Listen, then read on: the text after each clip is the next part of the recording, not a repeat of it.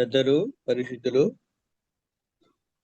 పరిచారకులు, సహోదరి సహోదరులందరికీ ఉదయకాల కాన్ఫరెన్స్ తరపున ప్రేమవందనాలు తెలియజేస్తున్నాం. దేవుడు తన మహాకృపను మనకు అనుగ్రహిస్తూ ఇద్దరం సజీవ లెక్కలో వచ్చి ఇలా మార్చి 6వ తేదీన ఇలాగ శుక్రవారం మనల్ని సమర్పించారు. అంతేకాకుండా జూమ్ ను నిర్వహిస్తూ 4813వ దినమున మనం ఇలాగ సమకూర్చబట్టడానికి తన మహాకృష్ణతో ఆయన్ని పూజించి గణపరిత సమయంలో కూడికను ప్రార్థనతో ప్రారంభించుకుందాం. మన మధ్య పెద్ద దేవదానకులు ఉన్నారు, బాంబే నుంచి. అక్కడ ప్రార్థన చేయాలని కోరుచున్నాం. వందనాలన్నా. వందనాలు. చేరి వచ్చిన ప్రతి వారికి వందనాలు. ప్రార్థన చేసుకుందాం. పరిశుద్ధుడు అయిన ప్రేమ గల మా పరలోకపు తండ్రి, నమ్మకమైన మా దేవ, అతి శ్రేష్ఠుడా, మహాగణుడా, మీ పవిత్రమైన ఘనమైన నామనకు వందనాలు, స్తుతులు, స్తోత్రాలు. ఆయన గత రాత్రి అంతా మీ కృపారేఖల నీడ కింద మమ్మల్ని భద్రపరిచి సజీవులుగా లేపి ఈ నూతన దినములో మరి ఈ రీతిగా మేమందరము చేరటానికి ఈ దినమును మాకు ఇవిగా అనుగ్రహించినందున మీకు స్తోత్రాలు చెల్లిస్తున్నాం. ప్రభువా, ఈ కూడికను నిర్విరామగా జరిపించడానికి మీ దాసులు బర్నబాస్ గారిని ప్రత్యేకంగా ఎన్నుకొని నడిపిస్తున్న విధానాన్ని బట్టి మిమ్మల్ని స్తుతిస్తున్నాం. అందును బట్టి అనేకులు ప్రభువా తండ్రి క్షేమము మేలు పొందగలుగుతున్నందున మీ స్తోత్రాలు. ఈ దినమున ప్రియులు జి ప్రభుదాస్ అన్న గారిని అధ్యక్షుల గురించి నడిపిస్తున్నకు కృప చూపుతున్నారు. మీకు వందనాలు ప్రభు. ఇప్పుడు కూడికను ప్రారంభించుండగా పాడబోయే ప్రియుల్ని మీరు బలపరచండి, చక్కగా పాడి మిమ్మల్ని స్తుతించలాగనిచ్చండి. అలాగనే వాక్యం అందించే వారిని, ట్రాన్స్లేట్ చేసే వారిని కూడా మీ కృపాస్తలకు అప్పగించుకున్నాం. సాధ్యం మరి మా దినములన్నీ మీ కృపతో మమ్మల్ని నింపటానికి గాను ఇన్ని సంవత్సరాలుగా, ఇన్ని దినాలుగా నడిపిస్తున్న విధానం బట్టి స్తుతులు చెల్లిస్తూ ముందున్న సమయాన్ని మీ కృపాస్తాలకు అప్పగించుకున్నాం. కృప చూపమని మా ప్రభువును మా రక్షకుడైన యేసుక్రీస్తు పరిశుద్ధ నామమున స్తుతులు చెల్లించి వేడుకొని ప్రార్థన చేస్తున్నాము తండ్రి. ఆమేన్. ఆమేన్. మంచిగా ప్రార్థించిన పెద్దలు దేవదానకులకి ప్రభందనాలు. మన మధ్య మరి సహోదరులు దాసరి ఇల్షాబాబు గారు ఉన్నారు. దేవుని సేవకులు పాట పాడి వినిపిస్తారు. వందనాలు.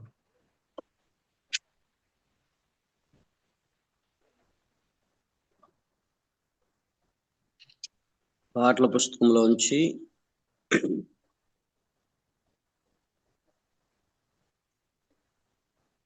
86వ కీర్తన.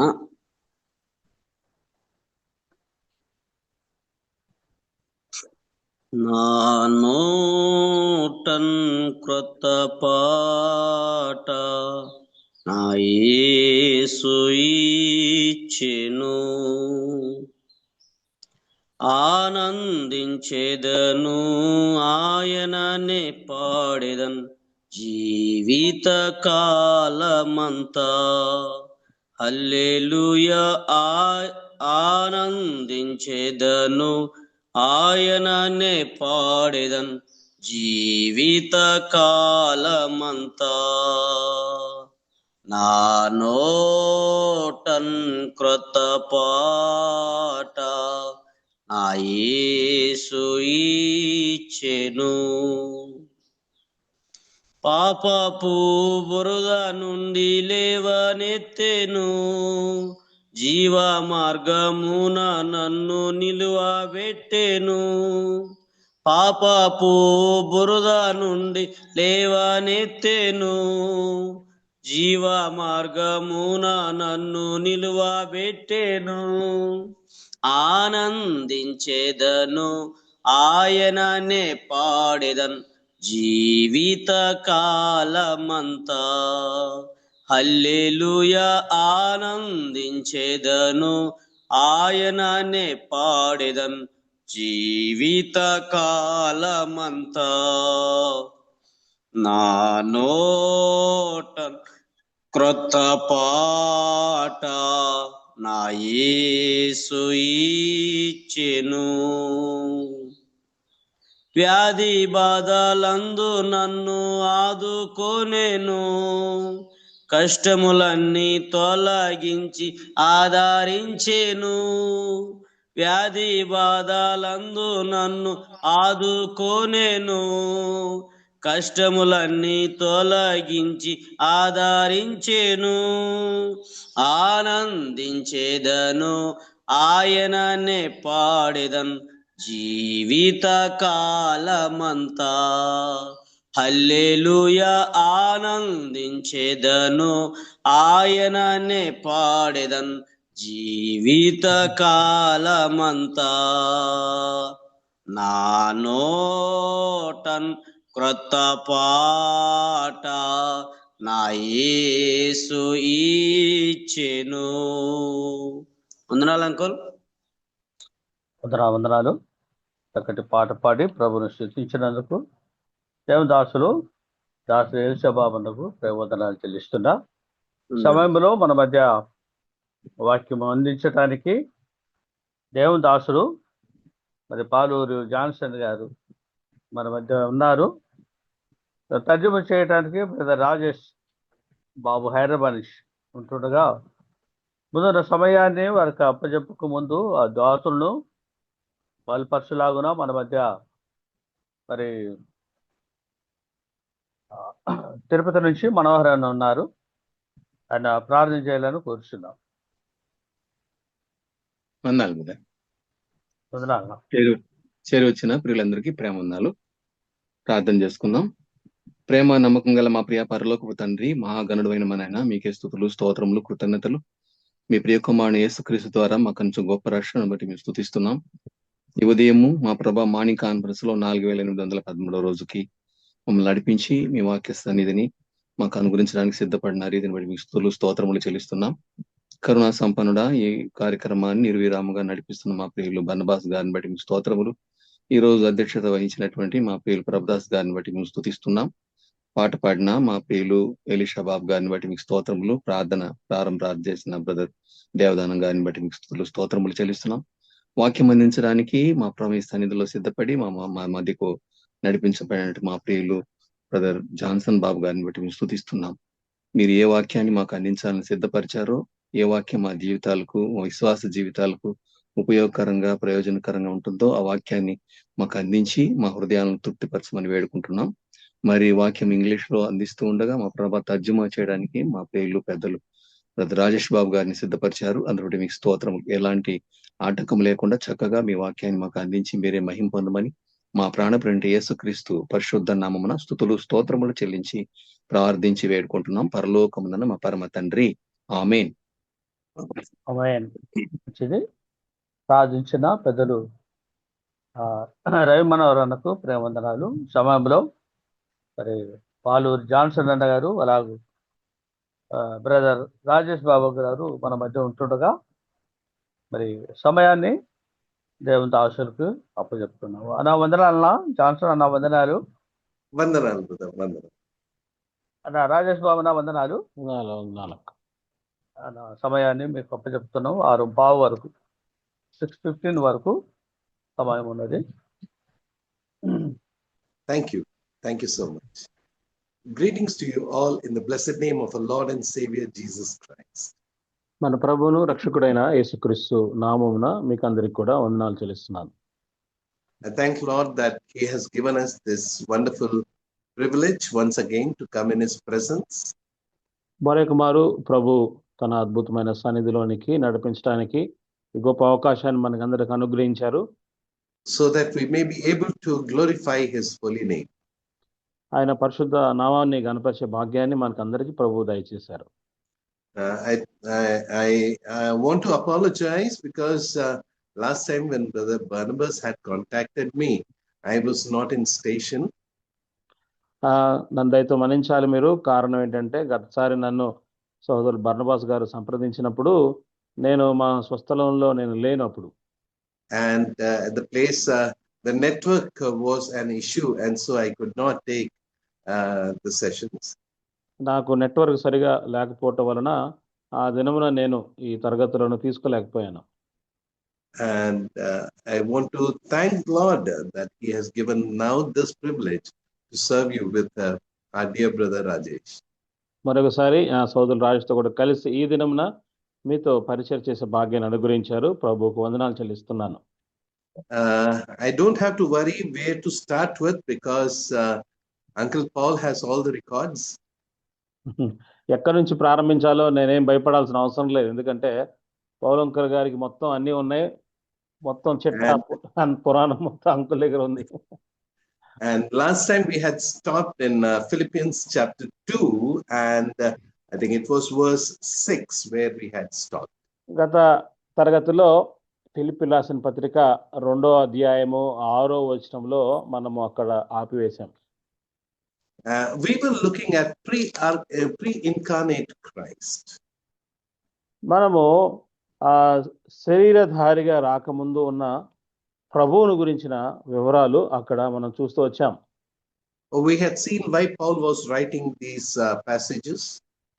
ఏ కారణం చేత ఈ వాక్య భాగాలన్నీ పౌలు రాశాడో ఆ విషయాలు మనం గమనించాము.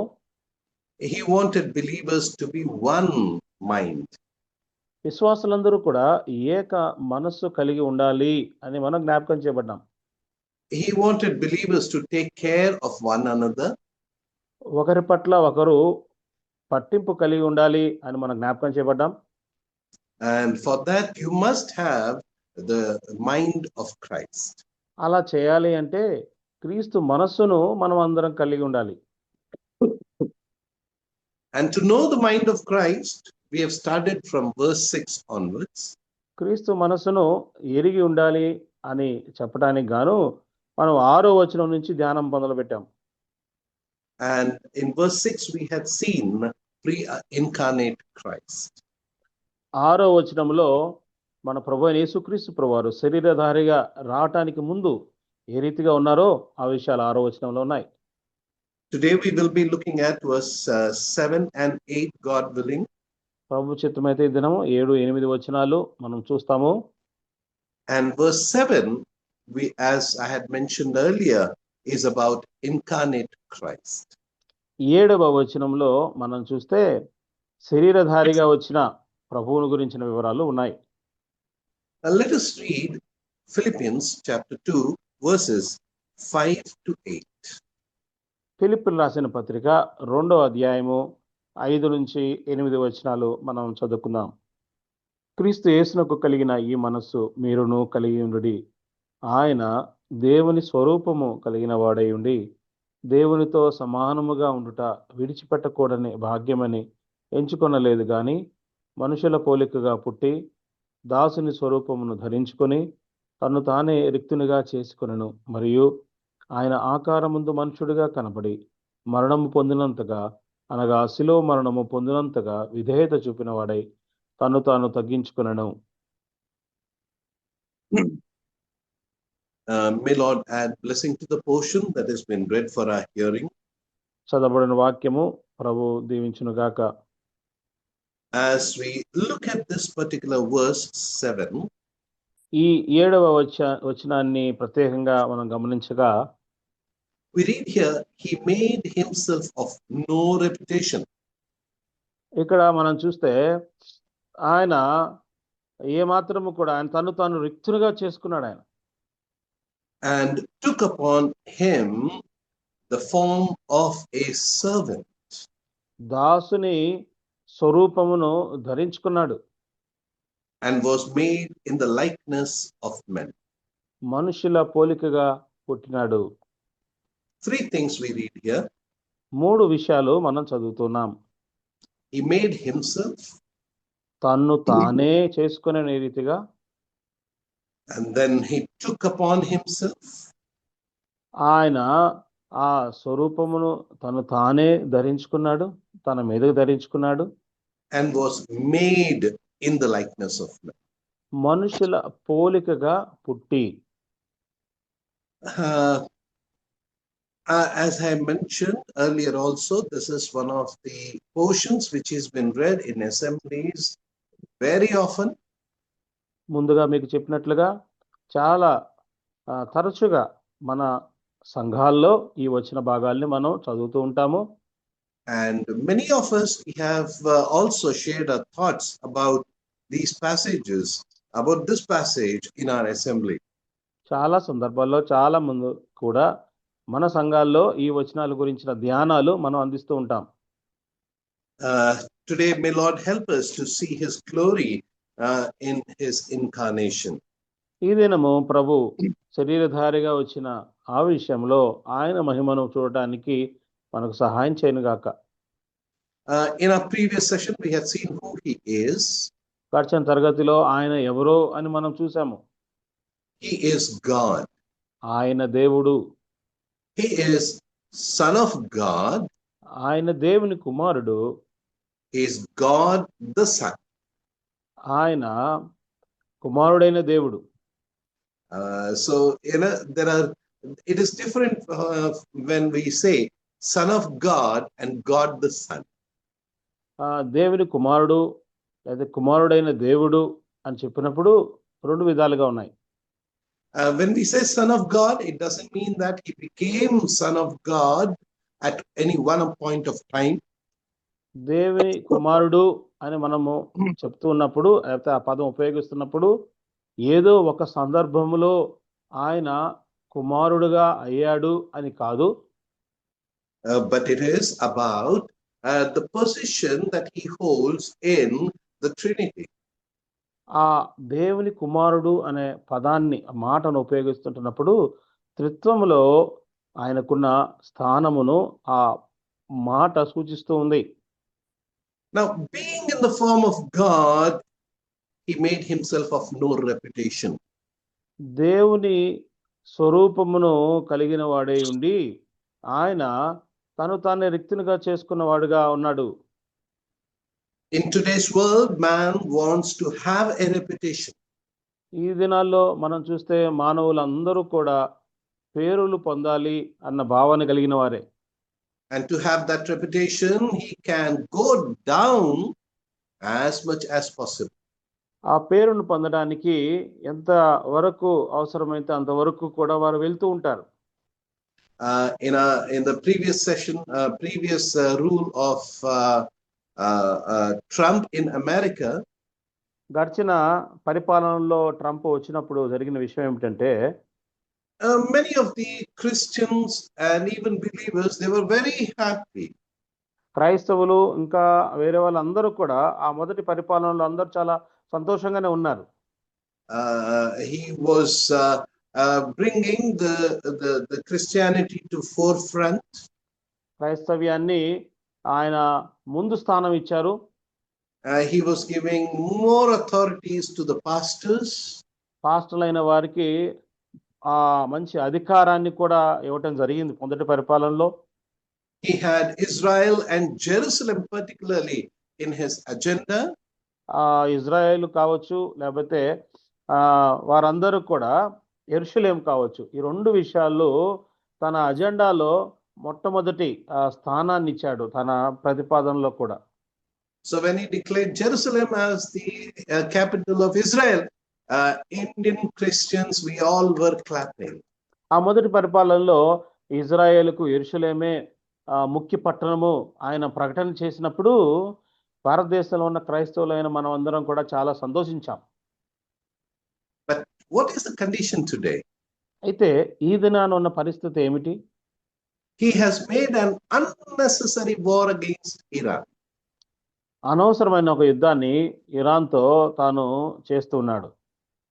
Of course, all this has to be in line with the development of prophecies which are leading us into Revelation.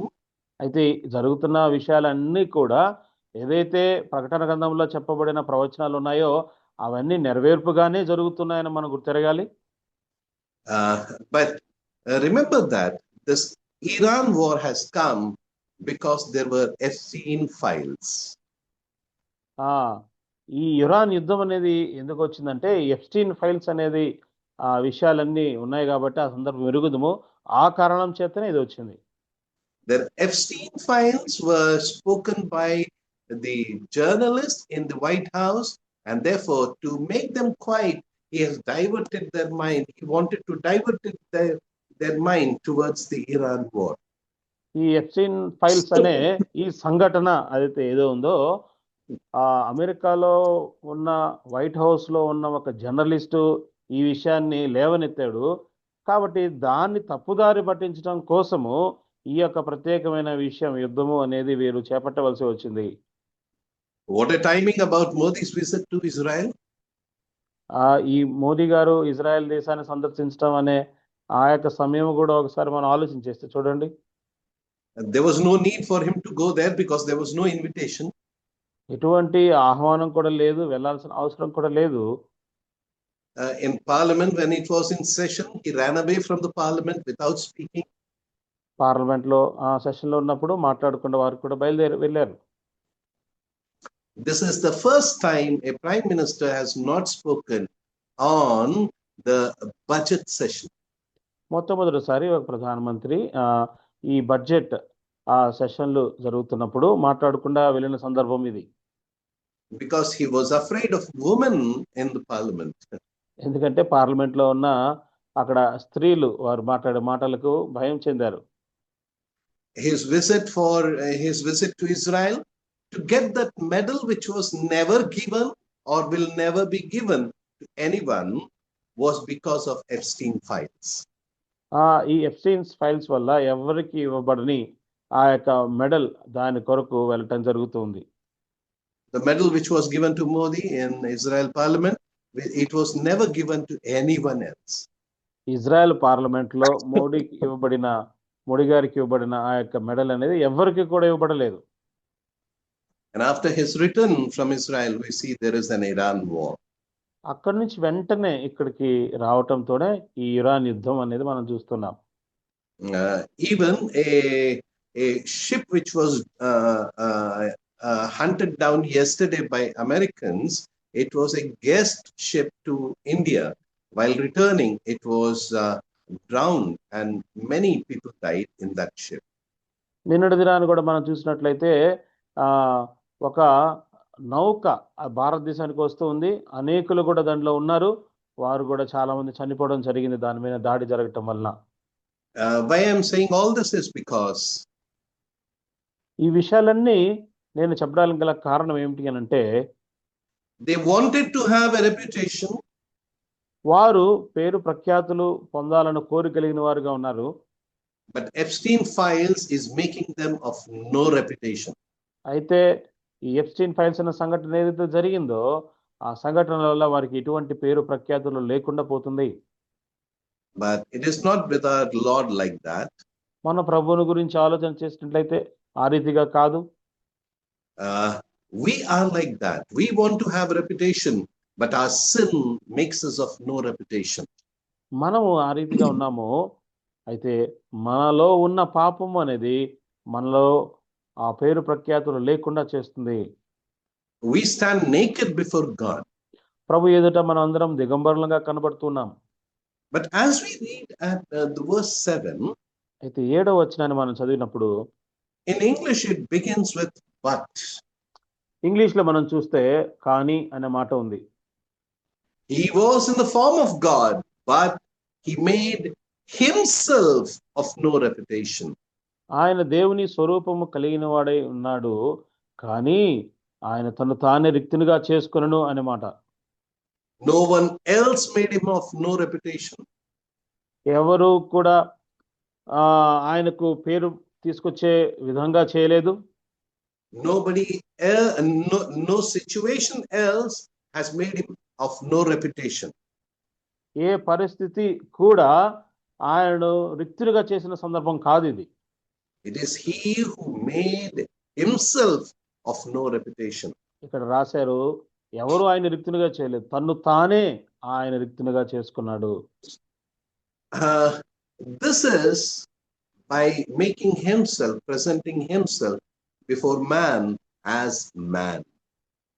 ఇక్కడ ఉన్న సందర్భము మనుషుల ఎదుట ఆయన తాను మనుషుడుగా కనబరుచుకుంటూ ఉన్నాడు. If you turn to Hebrews chapter 2 verse 14, హెబ్రీయులు రాసిన పత్రిక 2వ అధ్యాయము 14వ వచనాన్ని మనం చదవగా, there as we look at the glory of our Lord Jesus Christ, ఇక్కడ మన ప్రభు అయిన యేసుక్రీస్తు ప్రభువారి యొక్క మహిమను మనం చూస్తూ ఉన్నాము. there we read like this, ఈ రీతిగా చదువుతున్నాం. for as much then as the children are partaker of flesh and blood, he also himself likewise took part of same, that through death he might destroy him that had the power of death, that is the devil. కాబట్టి ఆ పిల్లలు రక్తమాంసములు గలవారైనందున ఆ ప్రకారమే మరణం యొక్క బలము గలవారిని, అనగా అపవాదిని మరణము ద్వారా నశింపచేయుటకును, జీవిత కాలమంతయు మరణ భయము చేత దాస్యమునకు లోబడిన వారిని విడిపించుటకును ఆయన కూడా రక్తమాంసములలో పాలివాడాయను. Dear ones, as we read verse 7 of Philippians chapter 2, పిల్లారా, ఫిలిప్పీయులు రాసిన పత్రిక 2వ అధ్యాయం 7వ వచనాన్ని మనం చదువుతున్నప్పుడు, he made himself of no reputation, ఇక్కడ తను తానే రిక్తునిగా చేసుకున్నాడు. that no reputation or riktuni, that is the perfect word in translation of kenosis. ఈ కెనోసిస్ అనే మూల పదానికి రిక్తునిగా చేసుకోవటం అనేది సరైన అర్థంగా ఉంది. He emptied himself. తను తాను ఖాళీ చేసుకున్నాడు. Paul also wants to say that at the end of his ministry, at the end of his career, he says that I have emptied myself. పౌలు కూడా తన పరిచర్య చివరిలో ఆయన అంటున్నాడు, నన్ను నేను ఖాళీ చేసుకున్నాను అంటున్నాడు. How did Christ emptied himself? క్రీస్తు ఏ రీతిగా తను తాను పూర్తిగా ఖాళీ చేసుకున్నాడు? He took the form of a servant. He took the likeness of man. మనుషుల పోలికగా పుట్టుట ద్వారా ఖాళీ చేసుకున్నాడు. దాసుని స్వరూపాన్ని ధరించుకోవడం ద్వారా తను తాను ఖాళీ చేసుకున్నాడు. In Hebrews chapter 2 verse 14, we read that he took part of the same. ఇక్కడ హెబ్రీయుల రాసిన పత్రిక 2వ అధ్యాయం 14వ వచనాల్లో, వారు రక్తమాంసంలో గర్వనందున ఆ ప్రకారమే వారిలాగా ఆయన పాలివాడారు రక్తమాంసంలో. He partake in the same, that is flesh and blood, but not in their sin. ఆయన కూడా రక్తమాంసములలో పాలివాడాడు వారి వలె, but not in their sin. కానీ వారి పాపములలో పాలివాడుగా లేడాయన. I want to emphasize here that he did not partake in our sin. ఇక్కడ ఒక మాటను మీకు నొక్కి చెప్పాలి, మన పాపములో ఆయన పాలివాడుగా లేడు. Because he knew no sin. కారణం ఏమిటి అనగా, ఆయన పాపము ఎరుగనివాడు. He had no sin. ఆయనలో పాపము లేదు. He could not sin. ఆయన పాపము చేయలేడు. This is very important for us to understand. ఈ విషయం అర్థం చేసుకోవడం మనకు చాలా ప్రాముఖ్యమైంది. Because time and again people stand up and say that he could have sinned. చాలా సందర్భాల్లో చాలా మంది లేచి నిలబడి ఆయన పాపం చేసి ఉండవచ్చు అని అంటారు. That is, he had the capacity of committing sin.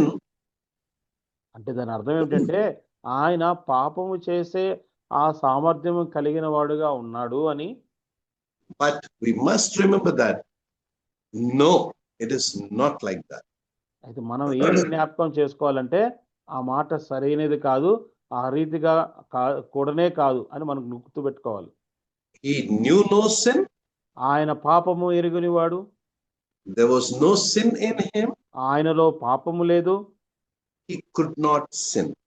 ఆయన పాపము చేయలేడు అని గుర్తుపెట్టుకోవాలి. Yeah, that is very essential for us to understand. మనం అర్థం చేసుకోవాలంటే ఈ 3 విషయాలు అనేవి చాలా అవసరమైన మాటలు. The reason of his incarnation we read in verse 14 here. శరీరధారిగా రావడానికి గల కారణాలు మనం ఇక్కడ 14వ వచనంలో చదువుతున్నాము. That is to destroy the one who had the power of death. మరణం యొక్క బలము గలవాన్ని నశింప చేయటానికి. That is the devil. అది అపవాది. He came into this world that he may destroy him that is devil and his plans and his works. అపవాది వాడి ప్రణాళికలు వారి పన్నాగాలను నశింప చేయడానికి ప్రభు ఈ లోకానికి ఆయన వచ్చారు. That was the only purpose for which he came, that is to save man from the burden of sin. మనుషులను పాప భారం నుంచి రక్షించడానికి యేసుక్రీస్తు ప్రభు ఈ లోకానికి వచ్చారు. అదే ముఖ్య కారణం. He died upon the cross and he was resurrected. శిలువ మీద ప్రాణం పెట్టి మరలా పునరుద్ధానుడైన ప్రభు. And Paul says if he had not resurrected, then our faith would be of no effect. పౌలు అంటున్న మాట ఏమిటంటే ఆయన మరలా తిరిగి లేవని ఎడల మన విశ్వాసముకు ఏ ప్రభావం అనేది ఉండదు. So for our salvation, it was necessary that he should appear as man. కనుక మన రక్షణకు ప్రభువు ఆయన మనుషుడుగా కనబడాలి అనేది ఎంతో ప్రాముఖ్యమైనది. Now, as he appears as man, he has not set aside or he has not rejected his divinity. మనుషుల పోలికగా కనబడిన కారణాన ఆయన తన దైవత్వాన్ని ఆయన పక్కన పెట్టాడు అని కాదు. Because just last two Sundays back, I was in Dehradun. 2 ఆదివారాల క్రితము నేను డెహ్రాడూన్ లో ఉన్నాను. And there one of the persons who was sharing thoughts in the worship, he said he kept aside his divinity. ఆ దినం అక్కడ ఉన్న సంఘంలో ఒక సహోదరులు ఆరాధనల తలంపులు పంచుకుంటూ అన్న మాట ఏమిటంటే యేసుక్రీస్తు ప్రభువారు తన దైవత్వాన్ని పక్కన పెట్టేశారు అన్న మాటలు అంటున్నారు. If he had kept aside his divinity, then he would not have received worship of men. ఒకవేళ తన దైవత్వాన్ని పక్కన పెట్టినట్లయితే మనుషుల యొక్క ఆరాధనను ఆయన పొందుకునేవాడు కానే కాదు. But he had received the worship of men. కానీ మనుషుల యొక్క ఆరాధనను ప్రభు పొందుకున్నవారుగా ఉన్నారు. He was complete God, he was complete man. యేసుక్రీస్తు ప్రభువారు సంపూర్ణమైన మానవుడు, సంపూర్ణమైన దేవుడు. Incarnation declares the truth that God has become man. శరీరధారిగా వచ్చుట అనే విషయము దేవుడు మానవుడిగా వచ్చాడు అనే విషయాన్ని అది దృఢి చేస్తుంది. Incarnation brings us the truth before us that God is living among the men. శరీరధారుడైన ఆ ప్రభు అనే ఈ యొక్క మాట దేవుడు మనుషుల మధ్య ఆయన జీవించాడు అనే విషయాన్ని జ్ఞాపకం చేస్తుంది. Incarnation reminds us that he became the worthy lamb to be slain upon the cross for salvation of mankind. శరీరధారిగా రావుట అనేది మానవుల రక్షణార్థమై వధింపబడిన గొర్రెపిల్లను జ్ఞాపకం చేస్తూ ఉంది. As we continue to read, took upon him the form of his servant. మనము ప్రభు దాసుని స్వరూపాన్ని లేదా క్రీస్తు దాసుని స్వరూపాన్ని తీసుకున్నాడు అనే విషయాన్ని మనం మాటి చదివి జ్ఞాపకం చేసుకుంటున్నప్పుడు this is again very important for us. మరలా ఇది మనకు ప్రాముఖ్యమైన విషయం ఏమిటి అని అనగా because it takes us to Isaiah chapter 52 and 53. యెషయా గ్రంథము 52, 53 అధ్యాయాల వైపు మనం వెళ్ళి అక్కడ గమనిస్తూ ఉంటాం. Because there we see the suffering servant of the Lord. అక్కడ ప్రభు యొక్క శ్రమల గురించిన వివరాలను మనం గమనిస్తూ ఉన్నాం. He took the form of a servant, an obedient servant. అక్కడ దాసుని స్వరూపమును లేక విధేయత చూపిస్తూ ఉన్న దాసుని స్వరూపాన్ని ధరించుకున్న ప్రభు ఉన్నారు. The word servant is not the right word here. The right word here should be bond slave.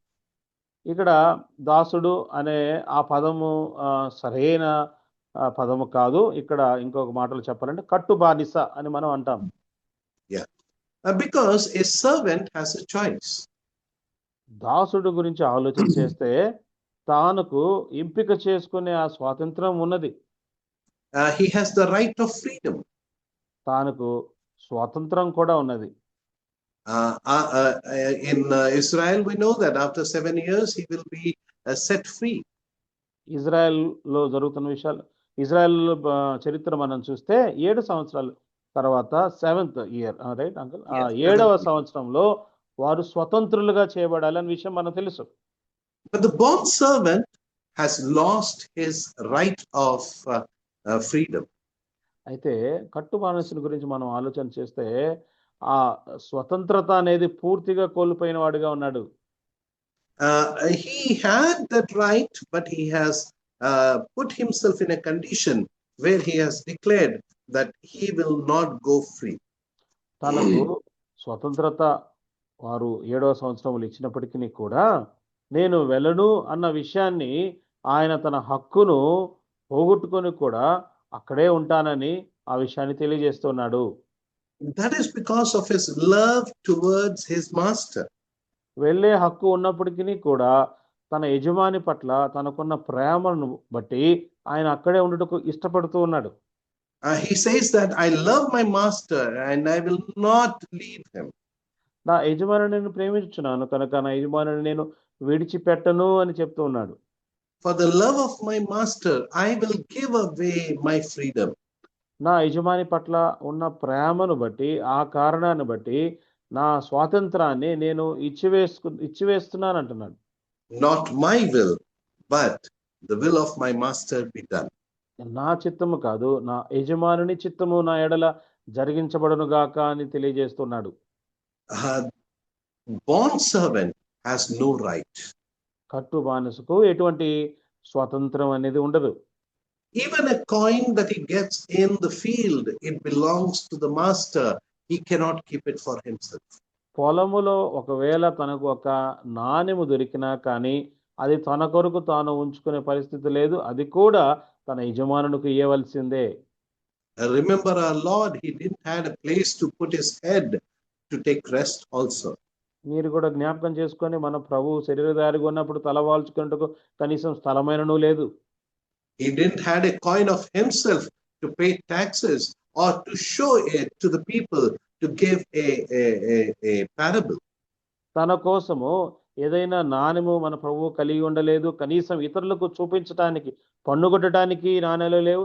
కనీసం ఇతరులకు చూపించడానికి కూడా తన వద్ద ఇటువంటి నాణ్యం కూడా మన ప్రభువు దగ్గర లేదు. He lived as a bond servant. కట్టు బానిసగా మన ప్రభువు కూడా ఈ లోకంలో జీవించారు. He was made in the likeness of men. మనుషుల పోలికగా పుట్టిన క్రీస్తును మనం చూస్తున్నాం. And when we say about the likeness of men, it is very important for us. మనుషుల పోలికగా పుట్టి అనే మాట మనం చదువుతున్నప్పుడు ప్రాముఖ్యమైన విషయం ఏమిటి అంటే this word likeness is very important. పోలికగా పుట్టి అనే మాట చాలా ప్రాముఖ్యమైనది. When God created man, he created man according to his image and in his likeness. దేవుడు మానవుని పుట్టినప్పుడు తన పోలిక చొప్పున మానవుని దేవుడు సృజించాడు. We read about this in Genesis chapter 1. ఆదికాండము 1వ అధ్యాయంలో ఈ విషయాన్ని మనం చదువుతున్నాము. And then we see that the image was maintained, but the likeness was lost. ఇక్కడ ఆ స్వరూపం అనేది అట్లానే ఉంచింది, కానీ పోలికను అట్లే పోగొట్టుకున్నాడు మానవుడు. The image is, he is a representative of God upon the earth. ఈ స్వరూపము అనేది దేన్ని సూచిస్తుంది అంటే భూమి మీద దేవునికి ప్రతినిధిగా మానవుడు ఉన్నాడు. But likeness shows that he has the authority given by God upon the earth. ఈ పోలిక అనేది దేన్ని సూచిస్తుందంటే మానవునికి దేవుడు భూమి మీద ఇచ్చిన ఆ అధికారం, ఏలుబడి అనేది మనం జ్ఞాపకం చేసుకోవాలి. When we come to verse 7 in Philippians chapter 2, Philippi రాసిన పత్రిక 2వ అధ్యాయము 7వ వచనాన్ని మనం చదివితే we see here that he made himself of no reputation. ఇక్కడ ఆయన ఎటువంటి తను తాను తక్కువనిగా చేసుకున్నాడు. ఇక్కడ చూస్తున్నాం, as a bond servant, కట్టు బానిసగా తను తక్కువగా చేసుకున్నాడు. in the likeness of men. మనుషుల పోలికగా పుట్టిన ప్రభువును చూస్తున్నాం. That is talking about his authority. ఇది ఆ రీతిగా తను చేసుకోవటం అనేది తన అధికారాన్ని సూచిస్తుంది. Now, as a man, he had shown no authority. ఇక్కడ మనుష్యుడిగా కనబడుతున్న క్రీస్తు ప్రభువును చూస్తే ఎటువంటి అధికారాన్ని కూడా కనబరచలేదు. But at the same time, as a divine God, he showed his authority. అయితే అదే సమయంలో దేవునిగా ఆయన అధికారాన్ని చూపించిన క్రీస్తు ప్రభువుగా కూడా ఉన్నారు. When he was in the temple, cleaning the temple, throwing away all those who were doing business there, that was his divine authority. మనం ఆలోచన చేస్తే దేవాలయంలో యేసుక్రీస్తు ప్రభువారు ఉన్నప్పుడు అక్కడ రూకలు మార్చు వారి బలలను అవన్నీ కూడా పడద్రోయటము, దేవాలయంను శుద్ధి చేయటం అనేది దేవునిగా తన అధికారాన్ని ప్రభు అక్కడ కనపరిచారు. But when he was every time before God the Father in his prayer time, we see how much he was depending upon God the Father for his strength as a man upon earth. అయితే యేసుక్రీస్తు ప్రభువారు తండ్రి అయిన దేవుని ఎదుట ప్రార్థన చేస్తున్న ప్రతి సందర్భంలోనూ ప్రతి పరిస్థితుల్లోనూ కూడా తండ్రి అయిన దేవుని మీద యేసుక్రీస్తు ప్రభువు ఆధారపడిన సందర్భాన్ని అక్కడ మనం గమనిస్తాం.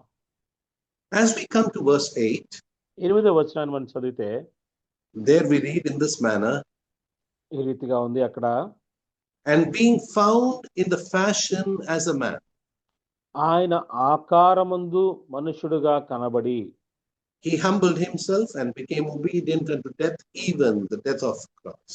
మరణము పొందినంతగా అనగా శిలువ మరణము పొందినంతగా విధేయత చూపిన వాడే తన్ను తాను తగ్గించుకొనెను.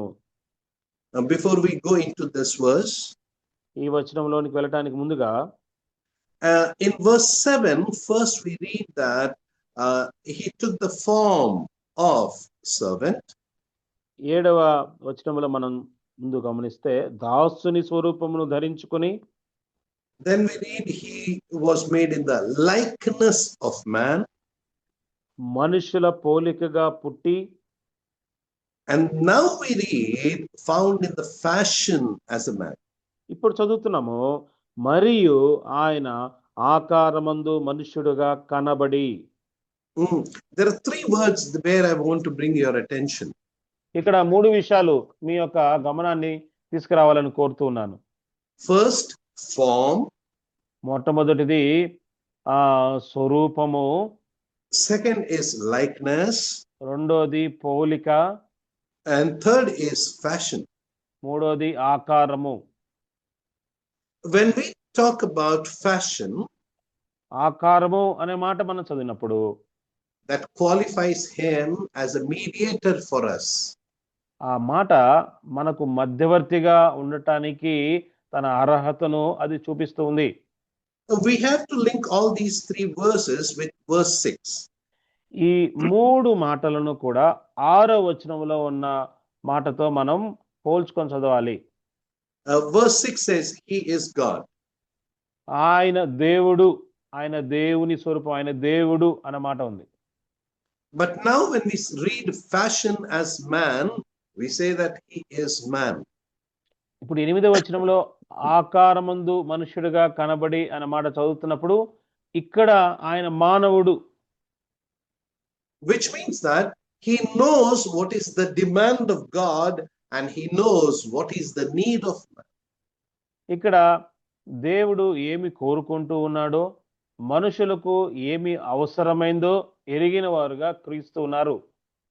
Remember, man, God, there is enmity because of sin.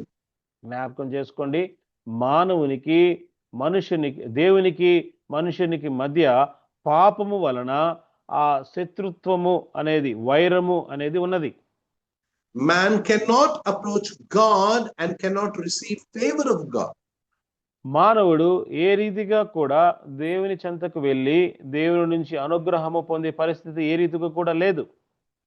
So we need a mediator who can satisfy their conditions. ఆ కారణాన్ని బట్టి దేవుని యొక్క ఆ షరతులను అమలుపరిచే ఒక మధ్యవర్తి మనకు ఎంతైనా అవసరం ఉన్నది. And Paul says Christ is that mediator. ఇప్పుడు పౌలు చెప్తున్న మాట, మనకు క్రీస్తు ఆ మధ్యవర్తిగా ఉన్నారు.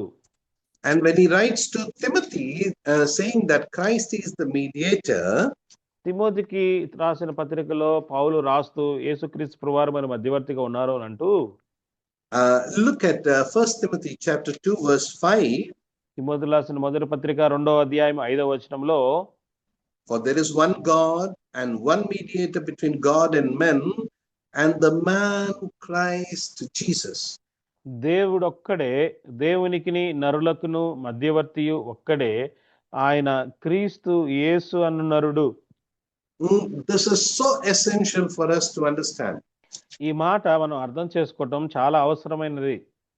It is Christ Jesus, the man who is the mediator. మధ్యవర్తి అయిన ఆయన ఎవరు అనగా ఆయన క్రీస్తు యేసు అను నరుడు.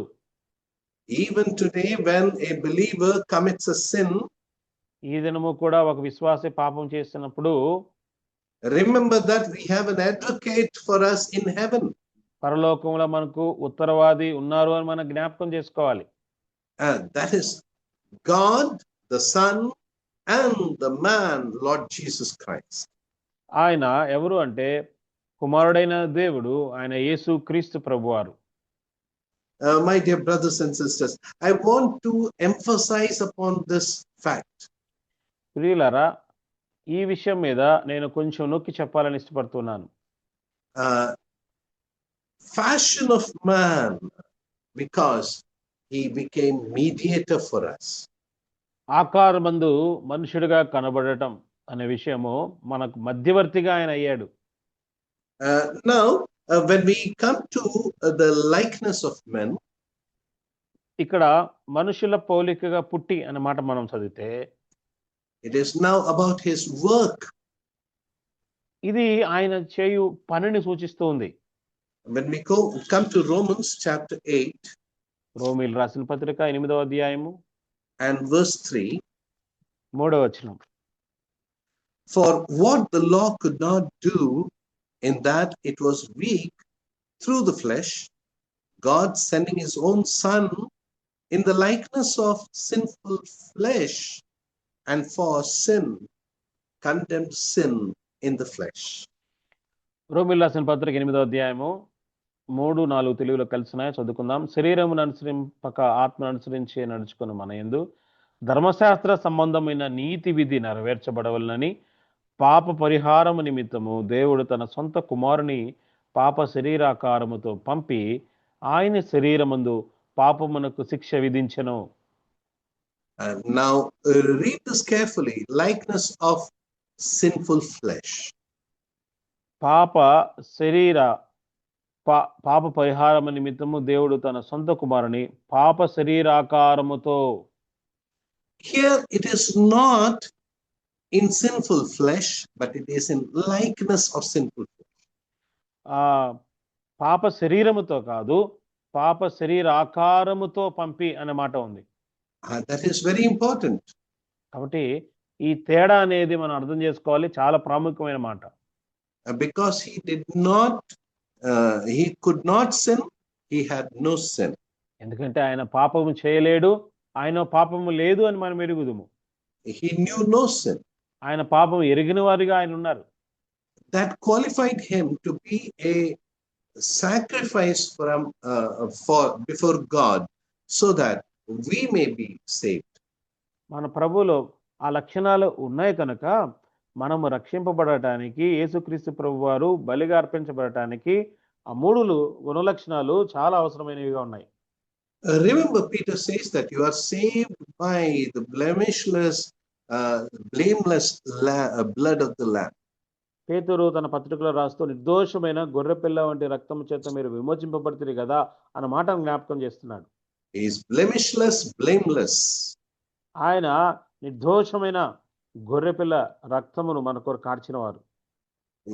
This reminds of his work upon the cross which he completed. ఈ మాట కల్వరి శిలువలో యేసుక్రీస్తు ప్రభువారు సమాప్తి చేసిన అద్భుతమైన కార్యాన్ని మన జ్ఞాపకం చేస్తూ ఉంది. Now whatever he has finished upon the cross, there is nothing more to be added to it. యేసుక్రీస్తు ప్రభువారు కల్వరి శిలువలో చేసిన కార్యానికి, ఆ ముగించిన కార్యానికి ఇంకా మనం జత చేయవలసింది ఏది కూడా లేనట్లుగా సమాప్తి చేశాడు. When Lord said it is finished, it is finished. Prabhu Calvary శిలువలో సమాప్తమైనది అని చెప్పినప్పుడు అది సమాప్తమైంది. Even so much that he did not have to descend into Hades to preach. ఎంతగా అనగా ఆయన దిగువ భాగానికి వెళ్ళి పాతాళానికి వెళ్ళి ఇంకా ప్రకటించాల్సిన అవసరం లేదు. I am very carefully saying this word because many of us also preach this. ఎందుకంటే ఈ మాట నేను చాలా జాగ్రత్తగా చెప్తున్నాను. చాలా మంది ఈ మాటను ఈ రీతిగా వారు ప్రకటిస్తారు కనుక. They preach that after Christ died upon the cross, he went into the deepest portions of the earth to preach gospel. చాలా మంది చెప్పే మాట ఏమిటంటే యేసుక్రీస్తు ప్రభువారు శిలువ మీద ప్రాణము తండ్రికి అప్పగించిన తర్వాత భూమి దిగువ భాగంలోనికి వెళ్ళి ఆయన అక్కడ ప్రకటించారు అని చాలా మంది ఈ పదాన్ని లేకపోతే ఈ మాటలను పలుకుతారు. Because the question is asked, where was he for 3 days and 3 nights? ఎందుకనగా 3 దినములు 3 రాత్రులు ప్రభు ఎక్కడ ఉన్నారు అన్న ప్రశ్నను వేస్తారు కనుక. Regarding this, scripture is very clear. ఈ విషయమై లేఖనం చాలా స్పష్టంగా ఉంది. His body was in grave. ఆయన శరీరము సమాధిలో ఉంది. Now tell me, where was his spirit? ఇప్పుడు తన ఆత్మ ఎక్కడుంది చెప్పండి. Where he gave it. ఎవరికి అప్పగించారు? On the cross we read that he gave his spirit to the Father and gave up his soul. Calvary శిలువలో యేసుక్రీస్తు ప్రభువారు పలికిన మాట మనం గమనిస్తే, తండ్రి నీ చేతికి నా ఆత్మను అప్పగిస్తున్నాను అని తండ్రికి అప్పగించాడు, తన ప్రాణము విడిచాడు. He was with the Father for 3 days and 3 nights. తండ్రి చెంతనే 3 దినములు 3 రాత్రులు యేసుక్రీస్తు ప్రభువారు ఉన్నారు. The problem comes because we do not have a proper understanding of the word paradise. పరదేశు అనే మాట మనకు సరిగా అర్థం కాదు కాబట్టి ఇక్కడ మనం అర్థం చేసుకునే విధానంలో కొద్దిగా పొరపాట్లు వస్తున్నాయి. Because we say that he committed to that person on the cross that tonight you will be with me in paradise. Calvary శిలువలో యేసు ప్రభువారు ఉన్నప్పుడు దొంగతో ఆయన ప్రభు చెప్తారు, నేడు నీవు నాతో కూడా పరదేశంలో ఉండు అనే మాట అక్కడ వాగ్దానం చేస్తారు. And therefore we think that Christ was there deep under the earth. ఆ మాటను బట్టి మనము యేసుక్రీస్తు ప్రభువారు కూడా భూమి దిగువ భాగంలో ఉన్నారు అని మనం ఆలోచన చేస్తూ ఉంటాం. The scripture never teaches that. లేఖనాలు మనకు ఆ రీతిగా బోధించడం లేదు. It is difficult for us to understand. మనం అర్థం చేసుకోవటానికి కూడా కష్టతరంగా ఉంది. The error comes because we are adopting different doctrines. పొరపాటు ఎక్కడ జరుగుతుందంటే మనం వేరే వేరే బోధలు అనేవి మనకు అలవర్చుకుంటున్నాం, మనకు అన్వయించుకుంటున్నాం కాబట్టి వేరే వేరే బోధల వల్ల మనకి పొరపాట్లు జరుగుతున్నాయి. We need to understand, meditate upon this, and then only preach. If we are not in clarity, let us not go into that topic. చూడండి, దీన్ని మనం చాలా జాగ్రత్తగా అర్థం చేసుకోవాలి. స్పష్టత లేకపోతే మనం ఆ అంశాల్లోనికి అసలు వెళ్ళనే కూడదు. It is better to learn and then teach.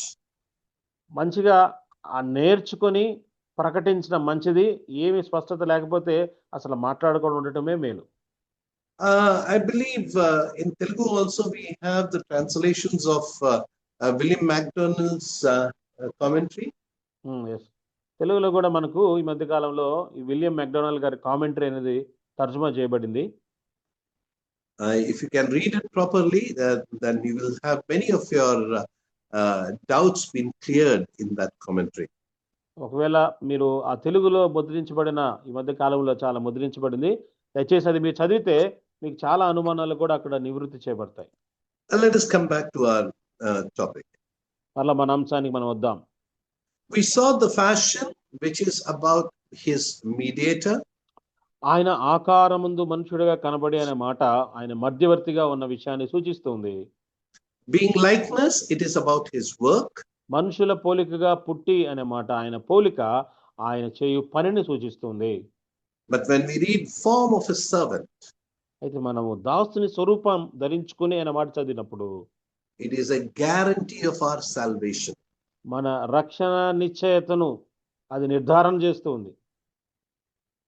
Because as a servant, he humbled himself and became obedient unto death, even the death of the cross. దాసునుగా ఆయన విధేయత చూపిన వాడిగా ఉన్నాడు, మరణము పొందినంతగా అనగా శిలువ మరణం పొందినంతగా విధేయత చూపిన వాడై ఉన్నాడు. Paul is very particular to mention the death of cross. పౌలు ఈ మాటలు రాస్తున్నప్పుడు చాలా ఖచ్చితంగా శిలువ మరణము అనే మాటను ఉపయోగించాడు.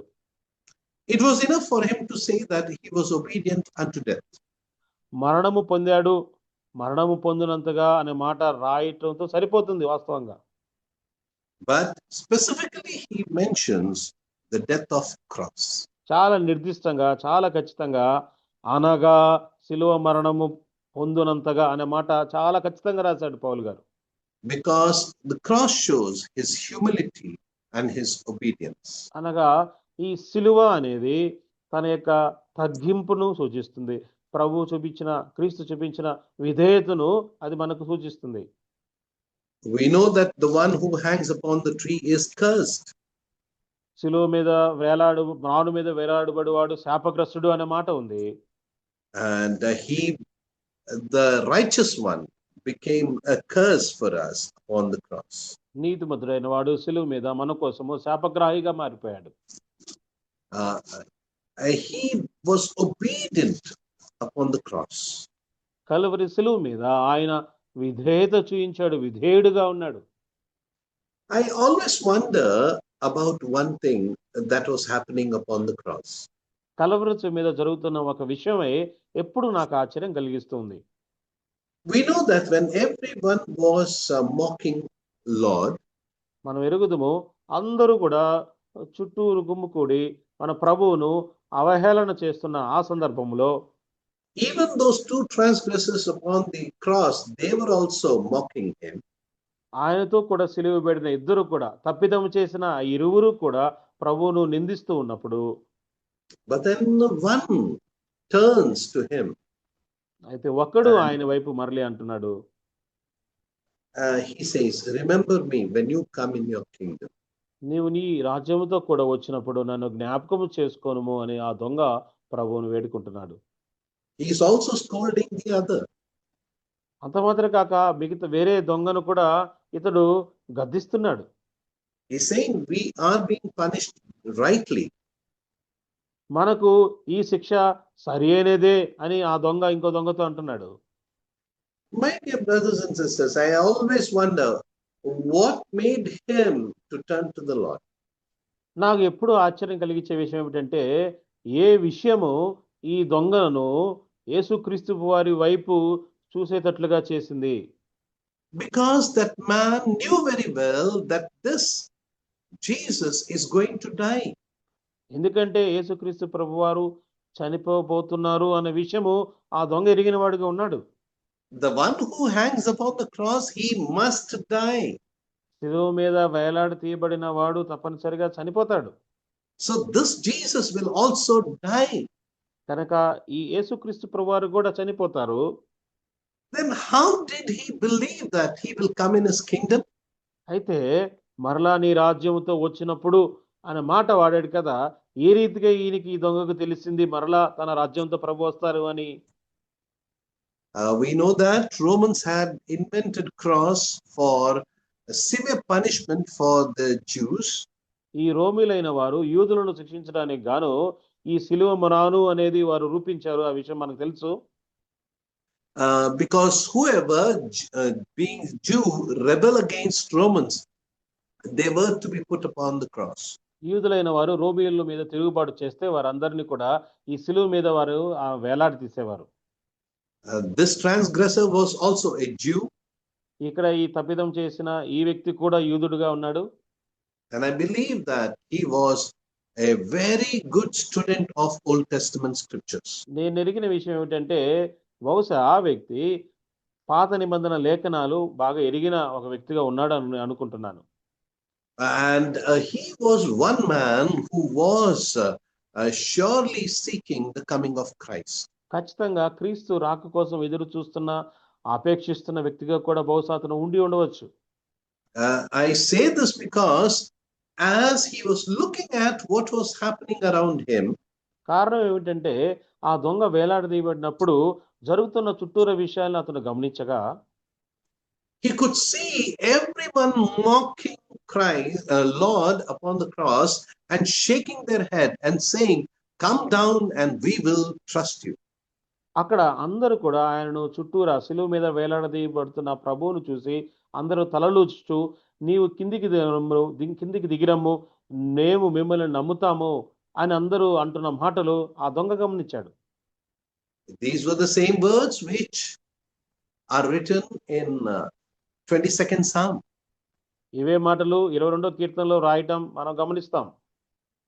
He could see that this is the man who is being nailed upon the cross. ఈ మనుషుడు కల్వరి శిలువ మీద మేకులతో ఆయన కొట్టబడ్డాడు, ఆ విషయాన్ని గమనిస్తున్నాడు. As he was looking at Jesus, he could see Psalm 22nd running before him. ఈ సిలువ వేయబడిన యేసుక్రీస్తు ప్రభువారిని దొంగ చూస్తూ ఉన్నప్పుడు ఈ 22వ కీర్తన అనేది తన మనసులో పూర్తిగా మెదులుతూ ఉంది. And when he heard that cry, my God, why have you forsaken me?" ఎప్పుడైతే నా దేవా నన్నేలా చేయవిడిచితివి అనే మాట ప్రభు పలికినప్పుడు ఆ దొంగ మాట విన్నాడు. Eloi, Eloi, lama sabachthani. ఏలోయి లామా సబక్తని అని ప్రభు పలికిన మాట విన్నప్పుడు The others on the ground, they heard that they thought that he was calling Elia. ఈ నేల మీద ఉన్న వ్యక్తులు ఏమనుకున్నారు ఆ మాట విని అనగా ఏలియా అని ఆయన పిలుస్తున్నాడు అని అనుకున్నారు. But this man who was nearest to Jesus, he could understand that he was proclaiming 22nd Psalm verse 1. అయితే సిలువ వేయబడిన యేసుక్రీస్తు ప్రభువారికి దగ్గరగా ఉన్న ఈ దొంగ ఖచ్చితంగా యేసుక్రీస్తు ప్రభువారు 22వ కీర్తనలో చెప్పబడిన ప్రవచన మాటలను పలుకుతూ ఉన్నాడు అని అతడు చాలా స్పష్టంగా గమనించాడు. Not only that, అంత మాత్రమే కాక Jesus was the song of condemnation for the Jews. Song Yeah, he was a song. అంత మాత్రమే కాకుండా యూదులకు ఆ శిక్షా విధికి సంబంధించిన ఆ పాటను కూడా పాడటానికి కారణము యేసుక్రీస్తు ప్రభువారుగా ఉన్నారు. Even so much that Jews used to create mockery songs on Jesus. అనగా దాని అర్థం ఏమిటంటే అవహేళనతో హాస్యాస్పదంగా కూడా యూదులైన వారు ప్రభును గురించి వారు ఆ రీతిగా పాడేవారు. They used to make fun of him, saying that, "Look at this man who does not know his father." అంటే అపహాస్యం చేసేవారు, హేళన చేసేవారు. తన తండ్రిని ఎరగని వాడుగా ఈయన ఉన్నాడు, ఈయనను చూడండి అనేవారు. He was mocked every time. ప్రతి సందర్భంలోనూ కూడా యేసుక్రీస్తు ప్రభువారిని వారు అవహేళన చేసేవారు. And there was no Jew who did not knew about Jesus, all these things. అక్కడ ఈ విషయాలన్నీ ఎరిగిన వారు యూదులు అనేకులు కూడా ఉన్నారు. This was also a Jew who was hanging on the cross, who knew all things. ఇక్కడ ఒక యూదును మనం చూస్తున్నాము. ఈ విషయాలన్నీ ఎరిగిన వ్యక్తి, ఈ యూదుడు కూడా అన్ని విషయాలు ఎరిగిన వ్యక్తిగా ఉన్నాడు ఈ దొంగ. He could see the prophecies of Old Testament being fulfilled in Jesus. పాత నిబంధన గ్రంథంలో ఉన్న ప్రవచనాలన్నీ కూడా యేసుక్రీస్తు ప్రభువులో నెరవేరుతున్నట్లు దొంగ శిలువ మీద ఉండే గమనించాడు. He himself might have shouted, when he was supposed to bring the cross to the mountain. ఈ యొక్క దొంగ ఆ శిలువను మోసుకుంటూ ఈ కొండ ఎక్కవలసిన సందర్భంలో బహుశా గమనించి ఉండవచ్చు. He might have rebelled against the soldiers. అక్కడ ఈ సైనికుల మీద బహుశా దొంగ తిరుగుబాటు చేసి ఉండవచ్చు. But Christ, he did not do that. అదే సమయంలో క్రీస్తు ప్రభువును చూస్తున్నప్పుడు ఆయన ఏమాత్రం కూడా తిరుగుబాటు చేసిన వాడుగా లేడు. He was silent. మౌనంగా ఉన్నాడు. He was like a lamb which was taken for the slaughter. వధింపబడు గొర్రె పిల్లగా ప్రభువును అక్కడ గమనిస్తున్నాం. I believe very strongly that this man remembered Isaiah 53. నేను చాలా గట్టిగా నమ్మే విషయం ఏమిటంటే యెషయా గ్రంథము 53వ అధ్యాయాన్ని ఎరిగిన వ్యక్తిగా అతను ఉండి ఉండవచ్చు. And as in Isaiah 53, last verse, we read, యెషయా గ్రంథము 53వ అధ్యాయంలో చివరి వచనాన్ని మనం చదువుతాము. that God is going to share the spoil, divide the spoil with this one who is dead because he has poured out his soul unto death. ఘనులతో కావున గొప్పవారితో నేను అతనికి పాలు పంచిపెట్టెదను, ఘనులతో కలిసి అతడు కొలసము విభాగించుకొనును, ఎలయనగా మరణము పొందినట్లు అతడు తన ప్రాణమును ధారపోసెను. This man knew that this is Jesus about whom Isaiah was writing. యెషయా ఎవరి గురించి అయితే వ్రాసాడో ఈయనే యేసుక్రీస్తు ప్రభువారు అని ఎరిగిన వ్యక్తిగా దొంగ ఉన్నాడు. He knows that he will die, తాను చనిపోతాడని తాను ఎరిగినవాడు. but he knows that he will come in his kingdom. అయితే తన రాజ్యంలో ఆయన మరలా వస్తాడని యేసు ప్రభువుని గురించి గుర్తిరిగాడు. And therefore he says, when you come in your kingdom, remember me. అందుకోసం అంటున్నాడు, అయ్యా నీ రాజ్యంతో నీవు వచ్చినప్పుడు నన్ను జ్ఞాపకం చేసుకొనుము అని వేడుకుంటున్నాడు. That is the guarantee of salvation. అది రక్షణ నిశ్చయత. Cross portrays Jesus as the love of God and the forgiveness of God. Calvary శిలువ అనేది దేవుని ప్రేమ, దేవుని క్షమాపణ అనే విషయాన్ని జ్ఞాపకం చేస్తుంది. It portrays Jesus as our redemption. యేసుక్రీస్తు ప్రభువారు మన విమోచన అనే విషయాన్ని జ్ఞాపకం చేస్తుంది. There are many more things to say about this, but I will stop. అనేకమైన విషయాలు ఉన్నాయి, కానీ ఇక్కడితో ఆపివేస్తూ ఉన్నాను. I always remember one of the brothers saying that when we come near the Lord's table, మనం ప్రతి సందర్భంలో ప్రభు బల చెంతకు వస్తుంటున్నప్పుడు ఒక సహోదరుడు చెప్పిన మాట నేను జ్ఞాపకం చేసుకుంటున్నాను. remember Christ. క్రీస్తును మనం జ్ఞాపకం చేసుకోవాలి. We have very limited words to describe Christ. క్రీస్తును వర్ణించడానికి మనకు చాలా కొద్ది మాటలు మాత్రమే ఉన్నాయి. I believe that man upon the cross, he knew exactly what he was saying because he knew Christ. Calvary శిలువ మీద వేలాడదీయబడుతున్న ఆ దొంగ కూడా క్రీస్తును ఎరిగినవాడు కనుక క్రీస్తుని గురించిన ఆ మాటలు పలకగలిగినాడు. He knew that he is the guarantee of salvation. రక్షణకు ఆయన ఖచ్చితంగా ఆ నిశ్చయత ఆయన ఇచ్చువాడు అనే గుర్తిరిగిన వాడుగా ఉన్నాడు. Because he was obedient unto death, even unto the death of cross. శిలువ మరణము పొందినంతగా విధేయత చూపిన వ్యక్తిగా ప్రభు ఉన్నారు.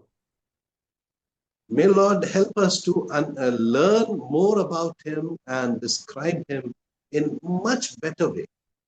ఇంకా మరి ఎక్కువగా ప్రభువును అర్థం చేసుకొని ప్రభువును గురించిన విషయాలు నేర్చుకునే వారు ఉండటానికి ప్రభు మనకు సహాయం చేయను గాక. Let us have the mind of Christ. క్రీస్తు కలిగిన మనసును కూడా మనం అందరం కలిగి ఉందాం.